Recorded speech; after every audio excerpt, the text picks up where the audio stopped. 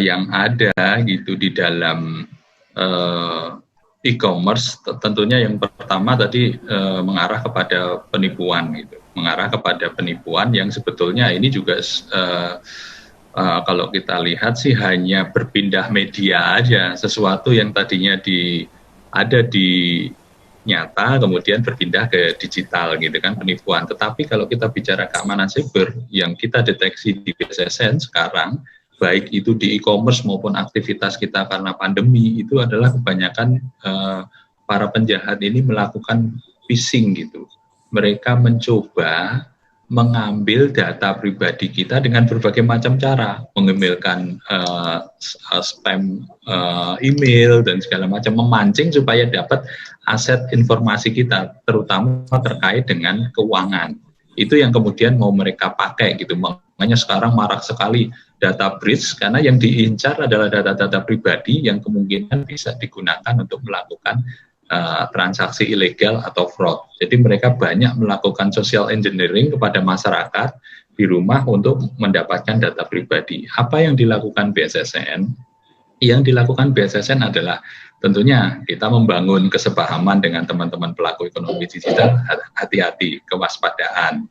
Dan tadi tentunya penerapan standar. Yang kedua, justru yang utama yang sekarang kita lakukan, yang juga hari ini kita lakukan adalah melakukan sebanyak mungkin, semasif mungkin, yang terstruktur dan terus berkelanjutan mengenai literasi dan edukasi kepada masyarakat, gitu. Karena penjahatnya pinter, gitu kan. Sistemnya sudah diperkuat, dia lewat jalur ke masyarakat. Tetap aja kan masyarakat akan masuk ke dalam sistem tersebut, seperti pengalaman yang tadi saya sebutkan 2-3 tahun yang lalu, gitu ya. Dari sellernya masuk ke sistem jadi terinfeksi, gitu kan.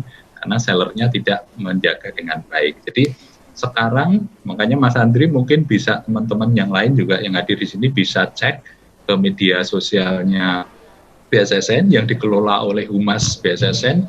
Di situ banyak informasi-informasi update mengenai bagaimana kita melindungi diri kita itu ketika beraktivitas di masa pandemi ini. Mau dia mau belanja, mau dia mau belajar, mau dia mau bekerja dari rumah, semua panduannya lengkap di situ. Teman-teman bisa lihat, biasanya kalau sekarang tuh yang ngetren itu Instagram, lihat aja Instagramnya BSSN, di situ banyak panduan-panduan yang menjadi bagian dari kita untuk melakukan literasi, karena kita nggak bisa turun langsung ke masyarakat. Kalau biasanya seperti tahun lalu, kita ada kegiatan yang namanya kampanye literasi keamanan siber nasional di 14 kota.